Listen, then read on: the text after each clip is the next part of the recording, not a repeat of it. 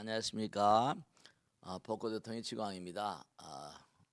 여러분들 몸은 이렇게 때가 뭐 쌓이고 그러면 뭐예요? 목욕을 하잖아요. 근데 머리도 자꾸만 세척을 해야 돼요. 머리도 두뇌 건강이라는 게 굉장히 중요하거든요. 두뇌 건강 어떻게 하면 우리 불자들은 두뇌를 건강하게 유지할 수 있을까요? 네, 제가 꼭 말씀드리는데 두뇌 건강하려면 좀 씻어야 되잖아요. 맑아져야 되죠. 그래서 제가 꼭 말씀드리는데 부처님 생각하는 마음, 기도하는 마음, 또 뭐 선정에 드는 마음, 그 본내망상을 씻어내는 마음, 세척질로 원죄 그러잖아요, 그죠? 본내망상을 자꾸만 씻어내야 돼요. 그렇지 않으면 두뇌가 탁해져요. 머리가 뻥하고 탁할 땐 기도하세요. 기도는 열정으로 해야 돼요. 그리고 영혼을 깨달아가는 마음, 그 마음 호기심이거든요. 오늘 우리가 이렇게 벚꽃 대통을 통해서도 질문을 받고 해답을 드리고 뭐 나름대로 어쨌든 간에 제가 말씀드리고 하면서 또 우리가 이 광활한 우주 부처님 나라를 그렇게 우리가 여행을 가보도록 하겠습니다. 자, 누가 질문해 보실까? 누가 먼저 질문하실까? 네. 49제는 어, 당연히 해야 되는 줄 알았는데 네, 안 지내는 사람들도 있더라고요. 네, 생각해 보니 저도 영가의 극락왕생을 비는 거라는 것만 알고 있고 네. 49제에 대해 제대로 모르는 것 같습니다. 아, 49제를 꼭 해야 하는 이유는 어, 뭘까요? 안 네, 해도 괜찮은 걸까요? 네. 우선 49란 말부터 좀 이해를 하셔야 되는데 제가 꼭 말씀드렸는데 이 77이 49. 우선 숫자부터 그 묘하잖아요. 49라는 숫자. 이 49라는 숫자는 우리의 삶에 보이는 세계에 가장 강력한 규정을 주는 숫자예요. 이 살아있는 세계도 빨주노초 파남보 항상 그러죠. 가시광선도 7색이잖아요. 그리고 음계도 7음계 도레미파솔라시도 도와도는 옥타브니까 그 사이가 7이에요. 눈으로 보는 거 귀로 듣는 게 전부 다 7이고 그리고 엄마 아버지 뱃속에 들어올 때도 7, 4, 28 7의 배수로 나가거든요. 그 776정문이라 참 묘한 거예요. 49일이 되면 부처인경에 나오죠. 77 49일이 되면 육정 눈 얼굴을 뭔가 칠성판이라고 그러거든요. 구멍이 7개예요. 그래서 49일이 되면 완전히 인간으로 칩니다. 그런 법칙 따라서 몽고한이 이 세상을 등지게 되면 저승에 들어가서 그 영혼이 저승의 삶에 익숙해지는 그러한 단위를 우리 불가에서는 77이 49제를 칩니다. 아무렇게나 그렇게 하는 게 아니에요. 그리고 매주 한 번 돌아가시면 초제, 이제, 삼제, 사제, 오제, 육제, 막제 그러잖아요. 근데 그건 뭐냐면 한제 한제가 눈, 귀, 코, 혀, 몸 7이에요. 그죠? 안, 이, 비, 설, 신, 의 그다음에 이제 전체 몸 전체를 생각. 그러니까 의식의 그 저 너머에 안, 이, 비, 설, 신이 칠식이라고 그래요. 말라식이라고 그러거든요. 말라식이 이제 우리가 말하는 영식이라고 하는 영가의 세계거든요. 그러니까 한제 한제가 전부 다 어떤 의미가 들어있는 거 아니? 한제 한제가 눈으로 지은 제, 귀로 지은 제, 코로 지은 제 뭔가 우리가 육신이라는 걸 이걸 뭔가 아니 업장덩어리, 업덩어리라고 그러잖아요. 그렇기 때문에 이게 아무렇게나 만들어진 게 아니라 위대한 그런 그 선지식들의 지혜로 만들어진 거예요. 우리가 아무렇게나 해도 된다, 안 해도 된다 이런 얘기하는 것 자체가 어불성설이고 우리가 항상 드리는 말씀이 생사가 이려라고 그러거든요. 제가 항상 말씀드린 게 뭐냐면 화엄에 나온 대로 부처님 말씀은 어떤 뜻이 있는가 하면 살아있는 세계와 즉 눈에 보이는 세계와 눈에 보이지 않는 세계, 눈에 보이지 않는 세계는 사람이 믿질 않아요. 근데 눈에 보이는 세계와 눈에 보이지 않는 세계, 현실과 영혼이 이게 전부 다 통해 있거든요. 바탕은 하나거든요. 그러니까 중요한 게 종교는 뭐냐? 부처님 말씀은 뭐냐? 살아있는 보이는 세계와 보이지 않는 세계를 하나로 연결시켜주는 가교 역할을 한다 이렇게 말씀드려요. 그럼 우리가 1년 밥은 매일 먹잖아요. 매일 만나는 사람들 있죠. 근데 돌아가신 분이라고 그래가지고 우리가 전혀 나하고 상관없다 그러는 복을 받을 수가 없어요. 그래서 우리가 7일제를 지내고 뭐 그다음에 100일제 뭐 해가지고 뭐 소상 대상 해가지고 열제를 지내거든요. 그때마다 또 뭐냐면 뭐 초광대왕, 진광대왕, 십대왕, 뭐 염라대왕 해가지고 실제로 염라대왕 전에는 뭔가 아니 업경대라고 그래서 우리가 지금도 이렇게 줌으로 공부하면서 공부하잖아요, 그죠? 보면서 다 찍힌다고 그랬죠, 그죠? 눈으로는 다 찍히고 귀로는 녹음한다고 그러고 이게 전부가 다 그게 전부 다 찍히는 게 사라지질 않아요. 그 염라대왕 옆에 가면 업경대가 있어서 내가 살아온 날들의 모든 기록이 쭉 나의 인생의 다큐멘터리가 흘러갑니다. 그렇기 때문에 정말 우리가 제사 지낼 때도 보세요. 49제 막제 때 시련 영혼을 모셔와서 영혼을 대령해가지고 관욕하잖아요, 그죠? 몸과 마음을 정갈하게 하고 그 다음에 상단불공, 중단불공 해가지고 봉송, 소대 해가지고 그것도 딱 일곱 차례예요. 시련서부터 딱 7단계면 전부 다 7단계예요. 그 왜냐? 7이라는 숫자가 우리의 삶의 생명, 살아있는 존재와 이상을 등진 존재, 이상을 등지게 되면은 금방 저 세상이 아니라 단계가 다 있거든요. 스텝 바이 스텝으로 한꺼번에 되는 건 없어요. 그래서 전부가 다 이게 법식에 따라서 아주 오랜 전통 따라 만들어진 거기 때문에 제사는 바로 뭐냐? 살아있는 존재와 보이는 세계와 보이지 않는 세계를 하나로 연결시켜주는 영혼과 현실이 하나임을 일깨우게 하는, 우리가 1년 내내 가봤자 죽음을 생각하지 않잖아요. 죽음은 근데 우리와 항상 함께해요. 언제 죽을 수 있잖아요. 지금 당장도 죽을 수 있잖아요. 근데 사람들은 죽음에 대해서 전혀 생각이 싫어하는데 그러면 안 되는 거예요. 매일매일이 우린 언제 죽을지 모르기 때문에. 언제 죽을지 모르잖아요. 지금은 살아있고 내가 나이가 젊으니까 이만큼 가겠다 이렇게 생각하시잖아요, 그죠? 천만의 말씀. 그래서 언제 어떻게 죽을지 모르기 때문에 죽는 날짜를 모르는 거예요. 그렇기 때문에 항상 제가 꼭 당부드리겠는데 제사를 지낸다 안 지낸다 이건 복받지 못하는 사고방식입니다. 우린 지금도 죽을 수 있고 우린 지금도 영원히, 바탕은 영원입니다. 바탕은 영원에다가 우린 먼지 같은 존재예요. 허상입니다. 그 항상 제사를 지낸다는 건 영혼을 생각하는 건데 돈 몇 푼 들어간다거나 혹은 또 좀 힘들다거나 이런 걸 뭐 빙자해가지고 제사를 지내지 않는다. 별로 신통한 그런 사고방식이 아닙니다. 별로 좋은 사고방식이 아니세요. 복받지 못합니다. 왜냐? 보이지 않는 세계도 얼마든지 보이는 세계를 도와줄 수 있고요. 꿈속에 왜 조상님들이 나타납니까? 꿈속에 왜 돌아가신 분들을 만나요? 우리와 항상 연결돼 있고 하나입니다. 그분들을 우리가 정성스러운 마음으로 모시면 그분들이 또 우리를 도와줄 수가 있어요. 그걸 옛날에 선조들은 천우신조라고 합니다. 하늘도 도와주고 보이지 않는 세계에 도움을 받을 때 뭔가 큰일을 할 수 있습니다. 아시겠죠? 자, 다음 질문 받겠습니다. 누구실까? 네. 이 자리에서 극락으로 살아야 한다고 하셨는데요. 네네. 사람은 상호작용을 하는 존재잖아요. 그렇습니다. 저 혼자 극락이어도 다른 사람들이 극락이 아니면 저도 같이 지옥으로 변할 것 같은데요. 네네. 같이 극락에서 살려면 어떻게 해야 할까요? 네네. 매일같이 현실은 솔직히 말씀이면 악의 다툼이거든요.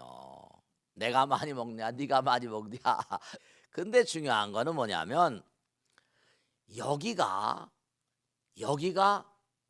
영혼이라는 사실을 사람이 모르고 살아요.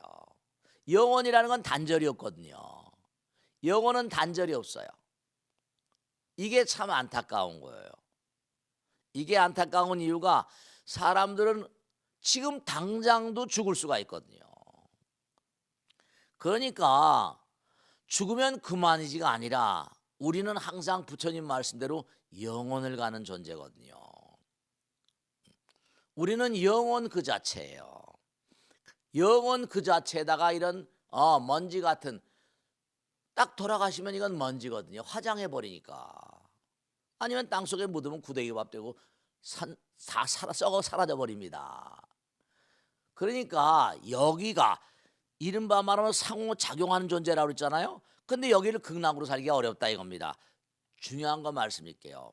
생각 가운데서 내가 있는 이 자리가 바로 뭐라? 부처님 나라라, 영원의 나라다, 이런 생각을 항상 먹고 살아가시는 거예요. 이 자리가 바로 부처님 나라라고 생각하시면 어떨까요? 여기가 영혼과 그 자체라고 생각하시면 내가 하는 말과 생각과 행동, 상대방을 대할 때도 영혼의 나라라는 건 뭐죠? 언제든지 죽음과 하나가 될 수 있다는 거거든요. 언제든지 내가 이 자리가 영혼의 나라라고 한다면 내 상대방에게도 되죠? 함부로 말할 수가 없잖아요. 함부로 상대방을 나의 어떤 그런 목적처럼 대하지 않고 어떤 수단처럼 막 상대방을 부리고 그러면 안 되는 거죠. 나를 영혼의 나라고 생각하고 내가 중요한 건 내가 지금 영혼의 나라에 있고 부처님 나라에 있고 극락에 있다고 생각한다면 나의 소중함 그 자체처럼 내가 나 자신이 극락에 있다고 하면 상대방도 뭐라? 나의 자기가 소중하면 할수록 상대방의 자기도 소중하잖아요. 사람들은 항상 뭔가하니 자기 자신을 너무 천박하게 생각해요. 왜 천박하게 생각하냐고 한다고 말씀드린 거 아니? 그저 뭐냐 하면 지금 당장 내가 영혼의 나라에 있다, 내가 지금 있는 자리가 부처님 나라라는 생각은 까맣게 잊어버리고 상대방을 뭔가하니 나의 이용 대상으로, 상대방을 나의 착취 대상으로, 상대방을 어떻게 하면 내가 어떻게 하면 내가 저 사람 걸 빼올까, 그런 생각은 영혼다운 사고방식이 아니죠.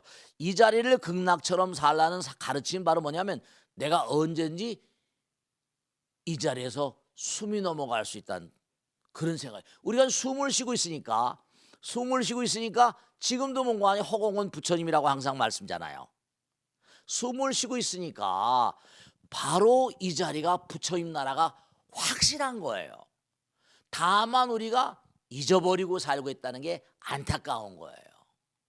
그러니까 그런 생각을 한다면 우리는 내가 대하는 누구도 다 영혼의 도반들일 수가 있어요. 영혼의 형제들이라고요. 영혼은 하나거든요. 영혼은 사랑이에요. 영혼은 자비라고요. 그렇기 때문에 아까 질문 좋으신 말씀하신 대로 우리가 내가 혼자 극락이라 하더라도 상대방이 극락이 아니면 그러면 지옥으로 변할 것 같은데요. 좋아요. 상대방이 지옥의 마음을 가지고 있다 칩시다. 내가 천당의 마음을 가지고 극락의 마음을 가지고 그에게 말하고 생각하고 행동한다면 그도 변해버립니다. 그가 변해버립니다. 우리들 마음 가운데는 누구나가 다 영혼이 있고 부처님 계시기 때문에 앙굴리마라 얘기 들으셨죠? 99명을 살해한 인간입니다. 악마지, 악마. 그런데도 말이죠. 길 가다가 어느 여인 내가 아기를 낳고 있으니까 자기가 가지고 있던 짐을 던져주더라는 거 아닙니까? 악마인데도. 결국은 이 앙굴리마라도 부처님 제자가 되잖아요. 악마 중에 악마. 99명을 살상을 했대요. 근데 부처님께서 제자로 만들어주잖아요. 부처님 제자가 돼가지고 저 뒤에서 바루를 들고 간데도 그 앙굴리마라가 살해한 수둡 99명의 일가권속들이 돌팔 매져서 머리가 터지고 온몸이 깨진데도 참여하는 마음으로 가는 거죠. 중요한 거는 그 사람이 지옥의 마음을 가지고 있건 아니건 간에 그런 생각을 하지 마세요. 그런 생각을 하지 말고 내가 영혼의 마음을 가지고 사랑과 정말로 천상의 마음을 가지고 그 사람을 대하면 그 사람도 일정한 부분이 변해갑니다. 그런 분들이 성자예요. 성자가 다른 게 아니라 사람이 누구나가 다 어떻게 한다 하더라도 앙굴리마라 얘기 지금 했잖아요. 앙굴리마라 지옥이잖아요. 그죠? 지옥 중에 지옥인 거예요. 앙굴리마라는. 그런데도 부처님께서 하신 말씀이 내가 정말로 큰 선생이라는 겁니다. 참 정말 부처님이 도적을 보고 너처럼 큰 그런 선생님이 어딨냐? 사람들을 살상하고 도둑질해 가지고 처절하게 고통을 주면서 감옥에 가서 처절하게 그렇게 잘못하면 감옥에 가고 고통을 받는 그런 걸 가르쳐 주니까 너처럼 큰 선생이 어딨냐 이렇게 얘기하더라는 거야. 그러니까 그 사람이 지옥이건 앙구리마라건 뭐건 상관할 거 없이 나는 내 마음 가운데 극락을 가지고 영혼을 가지고 그를 그렇게 대하는 겁니다. 그가 변하고 안 변하고는 그는 다음 문제예요. 앙구리마라처럼 부처님 제자가 되는 사람도 있고 그렇지 못한 사람도 있겠지만 내가 그들을 천사의 마음으로 극락의 마음으로 대하면 그들도 내 마음 가운데 영혼의 강이 흐르기 때문에 영혼의 바다가 있어서 얼마든지 변할 가능성이 있습니다. 네, 정말로.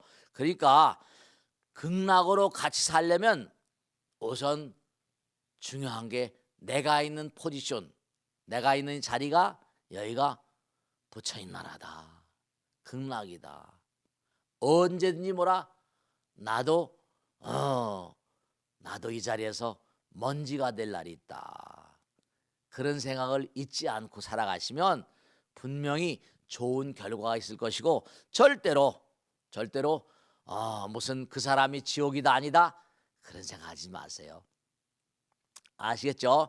자, 다음 질문 받겠습니다. 누가 하실까? 네.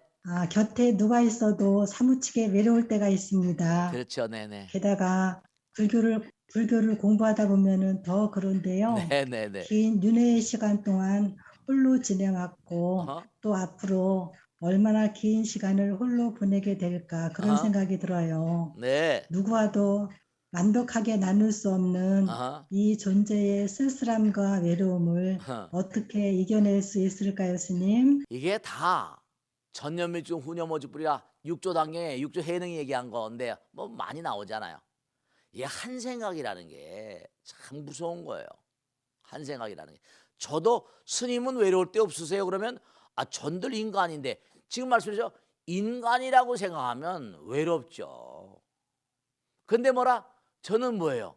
머리 깎고 산 중이잖아요. 그죠? 항상 부처님께서 나와 함께 계시다.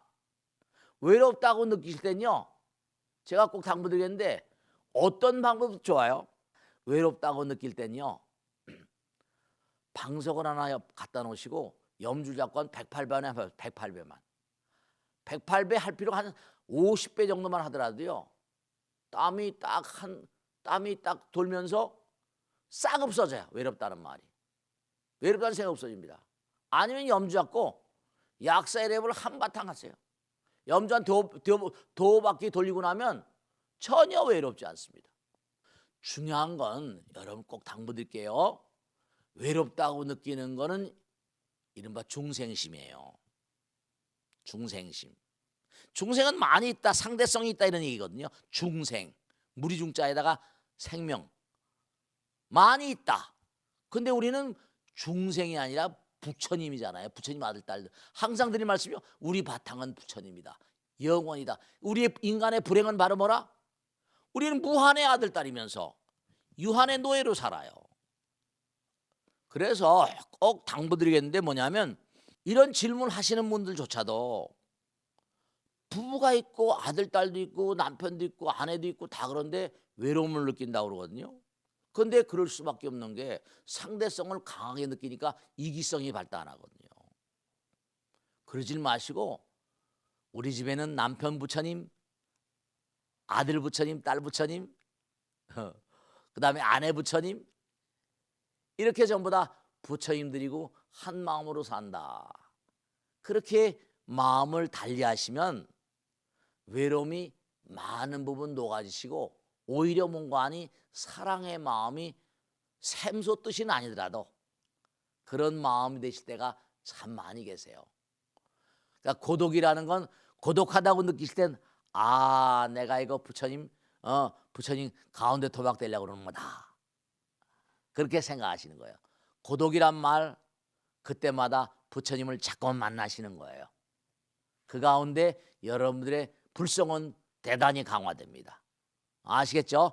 자, 오늘 여기서 마치고 꼭 당부드리겠는데 마지막으로 제가 하나 말씀드릴게요. 오늘 드리는 말씀은 잊지 마세요. 우린 지금도 범소유상이 개셔망이라는 것처럼 지금도 이건 얼마인지 먼지로 만들어졌기 때문에 티끌 같은 몸이라고 하잖아요. 이 몸은 언제든지 티끌로 변할 수 있습니다. 허망한 거예요. 근데 우리의 바탕은 영원이에요. 우리의 바탕은 영원입니다. 지금도 우리는 뭐라? 한 생각 딱 깨달으면 그 자리가 고향이에요. 그러니까 항상 우리는 이 자리가 부처님 나라고, 이 자리가 극락이고, 이 자리가 천재들과 어깨를 나란히 한 나라다 이렇게 생각하시고 항상 고독하다라거나 무슨 뭐 영가들 제사 지내요 안 지내요 뭐 이런 얘기 하시면 바보, 별로 복을 못 받으세요. 아시겠죠? 자, 오늘 함께해 주신 여러분 대단히 감사합니다. 다음 주에 또 다시 뵙겠습니다. 감사합니다. 고맙습니다.